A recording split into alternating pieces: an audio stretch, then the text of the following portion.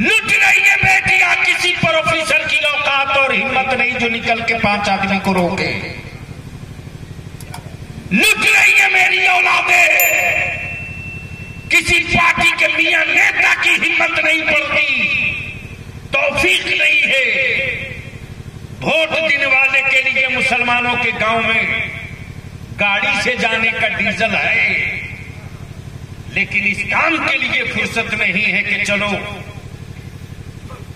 5 ही 10 गांव निकल करके लोगों की टीम बनाकर हम लोग इसको रोकें। ये नहीं करेंगे। हाँ, उल्टे इल्जाम लगाएंगे, मौलाना लोग क्या कर रहे हैं, मौलाना लोग क्या कर रहे हैं।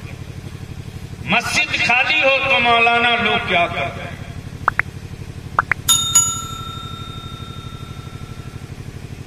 बेटियां भाग जाएं तो मौलाना लोग क्या कर रहे हैं। उर्दू दफन हो गई झारखंड में, चिल्लाते रहा, मौलाना लोग क्या कर रहे हैं।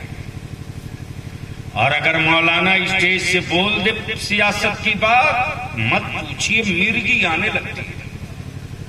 अरे मौलाना हो के राजनीति की बात करते।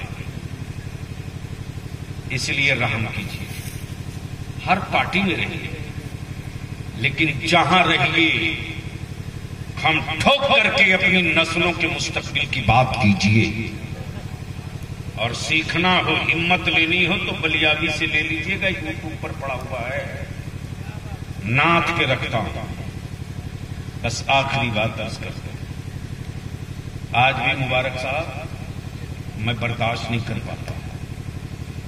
रात को देखा करीब 12 मिस को, गाड़ी में बैठने के बाद मोबाइल लिया, मैंने देखा, बैक टेलीफोन किया, एक लड़का उठाया, हजरत सलाम अलैकुम। मैंने कहा वालेकुम सलाम बेटे। कौन? बताया अब्बू फोन कर रहे थे। बोलते बोलते वो बच्चा फूट फूट के रोने लगा मोबाइल पर। मैंने कहा क्या हुआ बेटे, बता तो सही, हुआ क्या था?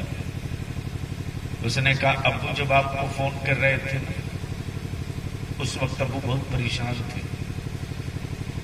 मैंने कहा बेटे माफ करना, मैं जलसे में था, तकरीर कर रहा था, इसलिए फोन नहीं उठा पाया। मैं समझा तबीयत खराब होगी, हो सकता है हॉस्पिटल में पैरवी के लिए फोन कर रहा। मैंने कहा बेटे माफ करना, हुआ क्या है? अब मैं फ्री हूं, बताओ, बोलो बेटा बोलो। उसने कहा कि अब मेरे अब्बू इस दुनिया में नहीं रहे, मैं हॉस्पिटल जाऊंगा। मैंने कहा बेटे हुआ तो? लड़के ने जवाब दिया आज मेरी बहन की बारात आई थी, 100 आदमी बाराती थे, 20 आदमी का खाना घट गया। लड़के का बाप मेरे अब्बू को बोल दिया कि मुझे नहीं पता था कि इतना बड़ा भिखमंगा है जिसके घर में अपने बेटे का निकाह करवा। मेरे अब्बू कर्ज लेकर के बारातियों के खाने का इंतजाम किए थे।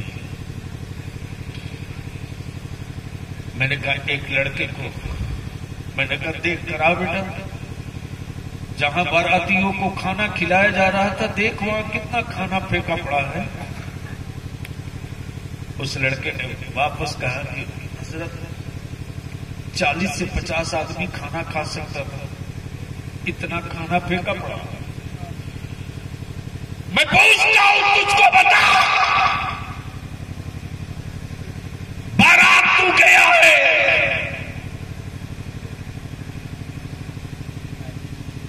जितना खा सकता है उतने ही लेना। अल्लाह के दिए हुए रिस्क को बर्बाद करके अपने घरों में तुम बरकतें नहीं देख सकते हो। उस दिन से मेरे दिल में ये बात बैठ गई, हम आपसे विनती करके कहेंगे बारात कम करो, नवेदी दफन कर दो, हटा दो। लड़की देखने के लिए 100 और लड़का देखने के लिए 150, ये बंद करो।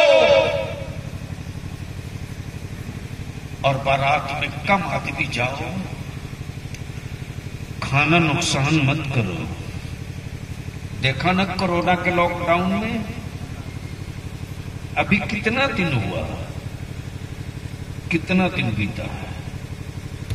नालियों की रोटियां निकाल के लोग धोकर खाकर जिंदा थे। नालियों से निकली चीजें लोग धो धोकर खा रहे थे। इसलिए मेरे अजीज, अदारे शरिया की तहरीक का ये हिस्सा है। हमारे उलमा जो जहां है वही काम कर रहा है।